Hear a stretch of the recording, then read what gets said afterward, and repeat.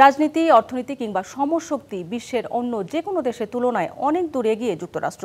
অথচ দেশটি একসময় ছিল ব্রিটিশ কলোনি, সেখান থেকে পৃথিবীর সবচেয়ে ক্ষমতাধর দেশ। তবে যাত্রাটা মোটেই মধুর ছিল না। আন্দোলন, যুদ্ধ, ঘাত প্রতিঘাত, চড়াই উতরাই পেরিয়ে আজকের যুক্তরাষ্ট্র হবার ইতিহাসটা জানবো এবারের প্রতিবেদনে। পৃথিবীর সবচেয়ে ক্ষমতাধর রাষ্ট্র যুক্তরাষ্ট্র, অথচ সামরিক, রাজনৈতিক ও অর্থনৈতিকভাবে প্রভাবশালী এই রাষ্ট্র একসময় ছিল ব্রিটিশ কলোনি। আমেরিকান রেভলিউশনের সময় ব্রিটেনের অধীনে Massachusetts, new York, new jersey সহ মোট ১৩টি কলোনিকে আমেরিকা বোঝাতো। এই অঞ্চলগুলোতে ১৭৫৬ থেকে ১৭৬৩ সাল পর্যন্ত ফ্রান্স ও ইংরেজদের মধ্যে 7 ইয়ার্স ওয়ার চলে। প্যারিস চুক্তির মাধ্যমে এই যুদ্ধে জয়ী হয় ব্রিটেন। কিন্তু সে সময়ের যুদ্ধ ব্যাপক হওয়ায় ব্রিটেনের অর্থনীতি ভেঙে পড়ার দ্বারপ্রান্তে চলে যায়। এই আর্থিক ক্ষতিপূরণের জন্য আমেরিকানদের ওপর কর বসাতে শুরু করে রাজা তৃতীয় জর্জ। এর তীব্র প্রতিবাদ জানিয়ে ব্রিটিশ পণ্য বয়কট করে কলোনিবাসী, আর এতে আবারও বড় ধাক্কা খায় ব্রিটিশ অর্থনীতি।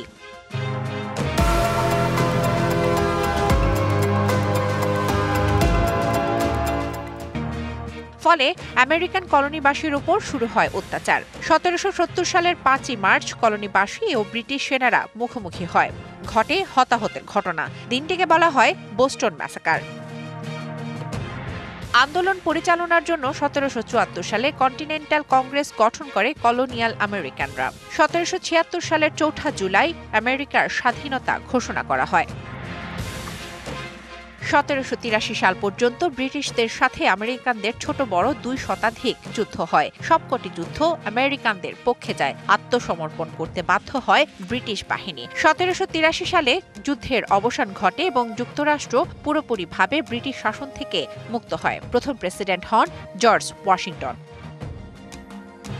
যুদ্ধবিধ্বস্ত যুক্তরাষ্ট্রের আর্থিক অবস্থা ছিল নড়বড়ে। তখন বন্ধু রাষ্ট্র ফ্রান্স ও স্পেন তাদের উপনিবেশগুলোতে যুক্তরাষ্ট্রের বাণিজ্যের নতুন দ্বার উন্মোচন করে। তবে কৃষি ও প্রযুক্তির মাধ্যমে নিজেদের প্রতিষ্ঠা করতে থাকে যুক্তরাষ্ট্র, পাশাপাশি বিভিন্নভাবে বাড়াতে থাকে সীমানা।